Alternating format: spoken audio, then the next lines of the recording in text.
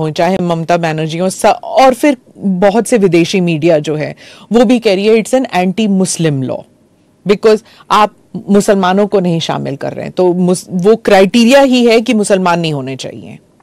ऐसा नहीं है, आप इस लॉ को आइसोलेशन में नहीं दे सकते। इस देश का एक इतिहास है। 15 अगस्त 1947 को देश का विभाजन हो गया, देश 3 हिस्सों में बंट गया, वो बैकग्राउंड है। भारतीय जनसंघ, भारतीय जनता पार्टी हमेशा विभाजन का विरोध किया, हम कभी सहमत नहीं थे। इस देश का विभाजन धर्म के आधार पर होना ही नहीं चाहिए था, मगर उस वक्त किया गया।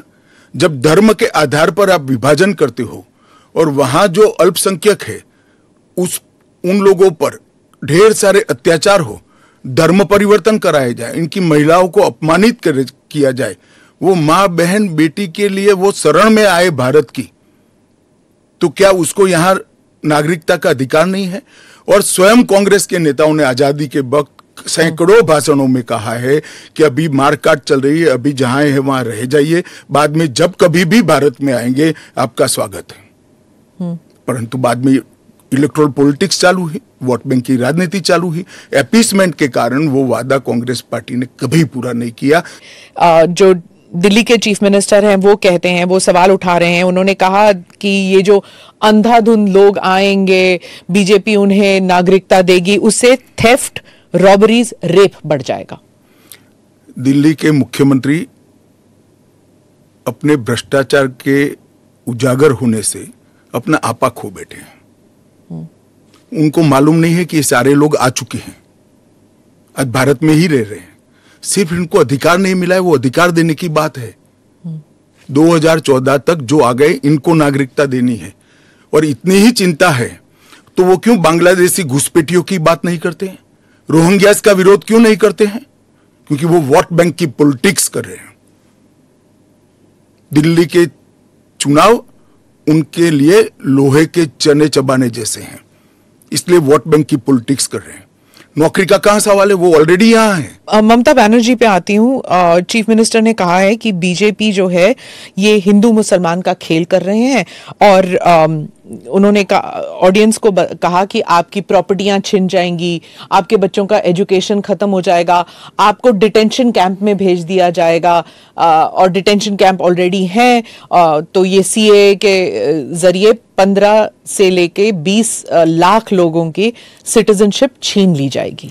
देखिए, मैं ममता जी को करबद्ध निवेदन आपके इस कार्यक्रम के माध्यम से करना चाहता हूं। पॉलिटिक्स करने के हजारों मंच है, प्लीज बांग्लादेश से आए हुए बंगाली हिंदुओं का हित मत करिए। आप खुद बंगाली हैं, बांग्लादेश से जो बंगाली हिंदू आए हैं इनको नागरिकता देने के लिए एक कानून है। ममता जी को मैं खुली चुनौती देता हूं, इस कानून की धारा में से किसी की नागरिकता छीनने की एक धारा वो बता दे सार्वजनिक रूप से। वो खौफ पैदा कर रही है, हिंदू और मुसलमानों के बीच में विखवाद कराना चाहती है, अपनी वोट बैंक का कंसोलिडेशन करना चाहती है। ममता जी, इसको मत रोकिए, करने जैसा काम है घुसपैठ रोकिए। नहीं रोक रही है वो नहीं कर रही, आप हमें कोऑपरेट नहीं कर रही। आसाम में कंप्लीट घुसपैठ रोक गया क्योंकि वहां भारतीय जनता पार्टी का शासन है। डिटेंशन कैंप के बारे में बताइए, इसके बारे में बहुत गलतफहमी आ रही है। ऐसा है, आप स्मिता जी इतनी जागरूक पत्रकार है, देश की जानी मानी पत्रकार है, आप भी स्वयं एक बार सीएए को पढ़ लेती, इसके रूल्स को पढ़ लेती तो मालूम पड़ता इसमें डिटेंशन कोई कैंप की प्रोविजन ही नहीं। जो इलीगल माइग्रेंट्स हैं, अगर उनके पास कोई दस्तावेज नहीं है, उन्हें वापस अपने देश भेजने से पहले उन्हें डिटेंशन कैंप में रखा जाता है। ये आपने डिटेंशन एरिया में, जेल में नहीं डाल सकते, ये आपने 2019 में मुझे समझाया था एक इंटरव्यू में। सीएए में डिटेंशन कैंप नहीं है, इसी को लेकर मैं सवाल पूछ रही हूं कि अगर सीएए के तहत वो लोग नहीं आते तो वो कहां जाएंगे, क्या होगा उनका? नहीं, उनकी व्यवस्था होगी ना। 100 लोगों का प्रॉब्लम है तो उसमें से 85 का तो अभी क्लियर हो रहा है, बाकी का आगे सोचेंगे। तो कितने लोग होंगे आपके हिसाब से? लाखों में, करोड़ों में, हजारों में, कितने लोग हैं? देखिए, ढेर सारे लोग हैं। इसकी कोई गिनती नहीं है। वो जब एप्लीकेशन आएगी और बहुत सारे लोग, ये जो मिस कैंपेन चल रहा है, अपप्रचार चल रहा है, इसके कारण शायद एप्लीकेशन करते हुए भी डरेंगे। मैं सबको आश्वस्त करना चाहता हूं, आप यहां पर अप्लाई कर दीजिए। नरेंद्र मोदी गवर्नमेंट पर भरोसा रखिए। आपको रिट्रोस्पेक्टिव इफेक्ट से सिटीजनशिप दी जाएगी। आपका अवैध तरीके से भारत में आना, इस शरणार्थी के रूप में आपको स्वीकृति ये कानून दे रहा है।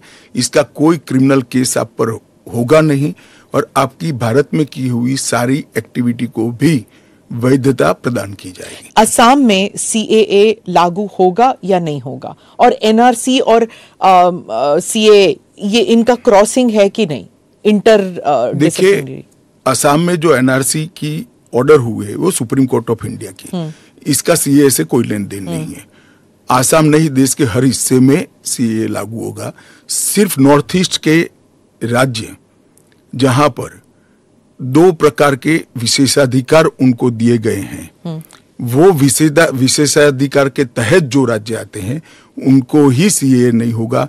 एक इनर लाइन परमिट का प्रोविजन है और संविधान की 6ठी अनुसूची में शामिल जनजातीय क्षेत्र है। हाँ, वो जो 6th शेड्यूल जो जयराम रमेश कांग्रेस के नेता ने कहा है कि ये अनकॉन्स्टिट्यूशनल है। शशि थरूर कहते हैं कि अगर कांग्रेस जीत जाती है इलेक्शन या इंडिया अलायंस जीत जाती है तो ये सीएए को रिपील कर दिया जाएगा। क्या कहेंगे आप? देखिए, उनको भी मालूम है कि इंडिया अलायंस सत्ता में नहीं आना है। मैं आज आपके चैनल पर कहना चाहता हूं, सीएए के कानून को भारतीय जनता पार्टी की सरकार लाई है, नरेंद्र मोदी सरकार लाई है। इसको रिपील करना असंभव है। हम पूरे देश को जागरूक करेंगे और रिपील करने वालों को कहीं पर स्थान ही न मिले, इस स्थिति होगी। ओवैसी साहब पे आ जाती हूँ, जो आपके हमेशा ही स्पीक्स अगेंस्ट यू, तो उनके बारे में वो खुलकर ही कह रहे हैं कि ये एंटी मुस्लिम है। क्या तर्क है आपका? एंटी मुस्लिम कैसे है?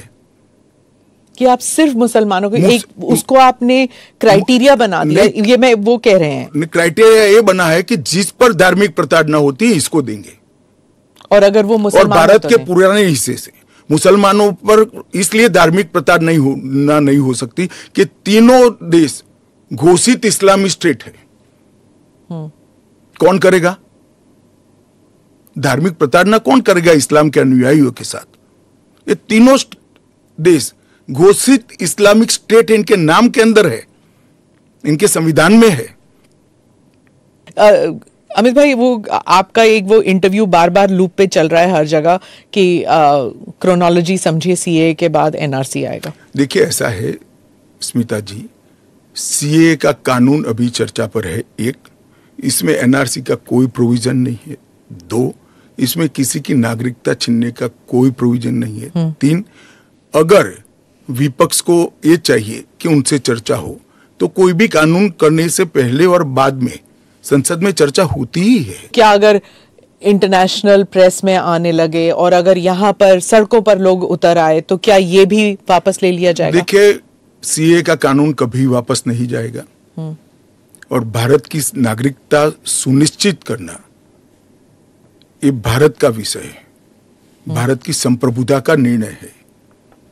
इसके साथ हम कोई कॉम्प्रोमाइज नहीं कर सकते। राहुल गांधी जो न्याय यात्रा में बार बार सीए भी उठा रहे हैं और बाकी विषयों पर भी सरकार पर आरोप लगाते हैं कि अपनी विफलताओं को छुपाने के लिए कभी सीए लागू कर रहे हैं। मेरा आपसे रिक्वेस्ट है जी, कांग्रेस में आपकी अच्छी खासी पहुंच है, इस विषय पर राहुल जी से एक बार चर्चा कर डिटेल पूछ लो जरा। वो चर्चा नहीं कर रहे ना, वो मीडिया को वहां पर कह रहे हैं कि मीडिया जो है वो चर्चा नहीं करना चाहती क्योंकि वो हमारे हाथ बंधे हुए हैं, हमारा मुंह बंद है। नहीं, मगर इस कमरे में बैठकर आपको इंटरव्यू करे सीए पर और समझाए, जो वो बोल रहे हैं वो इतना समझा दे जनता को। राजनीति के अंदर आपके निर्णय को जस्टिफाई करने की जिम्मेदारी आपकी होती है। जैसे मेरी सरकार का फैसला ऐसी है, इसके बारे में मेरी पार्टी के तर्क, मेरी गवर्नमेंट के तर्क और क्यों ये देश के हित में है मुझे समझाना पड़ता है। जरा राहुल गांधी जी आपके इसी कमरे में आकर देश को समझा दे कि क्यों विरोध में है। इसके साथ साथ इस देश में गुड गवर्नेंस, इस देश के अर्थतंत्र को दुनिया के प्रमुख अर्थतंत्रों में शुमार करना, दुनिया भर के टेक्नोलॉजी और R&D के लिए एक प्लेटफॉर्म बनाना, भारत को मैन्युफैक्चरिंग का हब बनाना, भारत को हर क्षेत्र में आत्मनिर्भर बनाना, इस देश की शिक्षा व्यवस्था को दुनिया के साथ और दुनिया से आगे ले जाने का प्रयास करना, ये सारी चीजें हमने करी है और ये भी हमारा एजेंडा है। मगर आप जब हमारे भाषण में से कुछ चुन लेती हो तो यही मुद्दे चुनती हो। अगर आप चुनाव जीतते हैं अगले 5 साल में एजेंडा क्या होगा?